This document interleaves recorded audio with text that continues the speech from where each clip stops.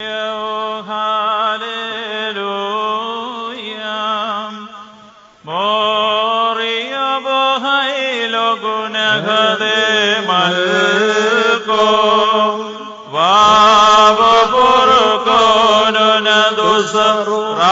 bois, hallelujah.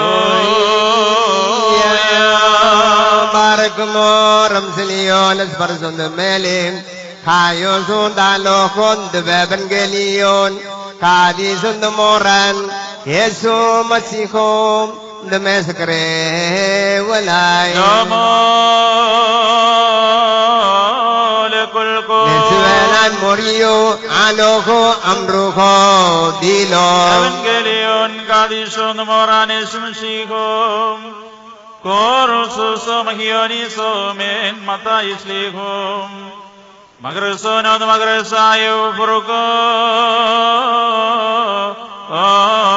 onelvalmo Brigadier Wagner se tesimola solo burkonal kulan rahma illa olam walmin sabina khokil dambarono sed moran walu khan furuko dilanishum shigo Melsoda hayalo hodes pasar when sulto kadisto Maryam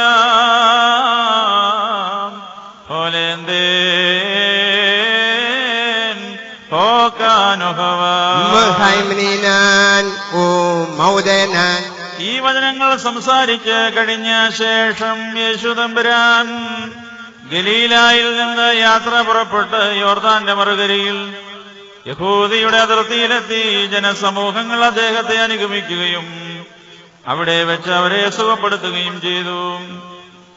അനന്തരം പരീക്ഷാർത്ഥം പരീക്ഷന്മാരെത്തിയെന്ന് ഏതൊരു കാരണത്താലെങ്കിലും ഒരുത്തന് തന്റെ ഭാര്യയെ പിരിച്ചുവിടുവാൻ ന്യായമുണ്ടോ എന്ന് ചോദിച്ചു.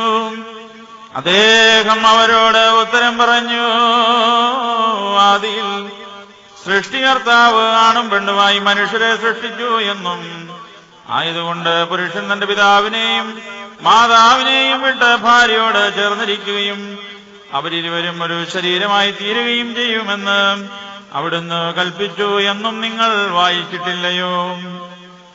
ആകയാൽ അവർ രണ്ടെല്ലാവരും ശരീരമാകുന്നു. അതുകൊണ്ട് ദൈവം സംയോജിപ്പിച്ചതിനെ മനുഷ്യൻ വേർപിരിക്കരുത്. അവർ അദ്ദേഹത്തോട് അങ്ങനെയെങ്കിൽ മോചനപത്രം കൊടുത്തവളെ പിരിച്ചുവിടുവാൻ മോശ കൽപ്പിച്ചിരിക്കുന്നത് എന്തുകൊണ്ട് എന്ന് ചോദിച്ചു. അദ്ദേഹം അവരോട് പറഞ്ഞു, മോശ നിങ്ങളുടെ ഹൃദയകാഠിന്യ നിമിത്തം ഭാര്യമാരെ പിരിച്ചുവിടുവാൻ നിങ്ങളെ അനുവദിച്ചു. എന്നാൽ ആദിയിൽ അങ്ങനെയായിരുന്നില്ല.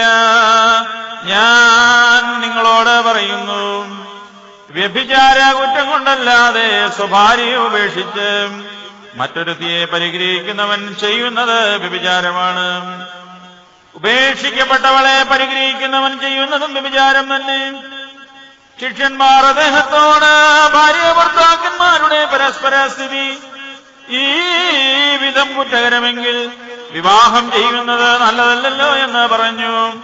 അദ്ദേഹം പറഞ്ഞു, വരം ലഭിച്ചവനല്ലാതെ എല്ലാവരും ഈ വചനത്തിന് ശക്തരല്ല. ശക്തനാകുവാൻ കഴിയുന്നവൻ ശക്തനാകട്ടെ. ശൈനോ വസ്ലോ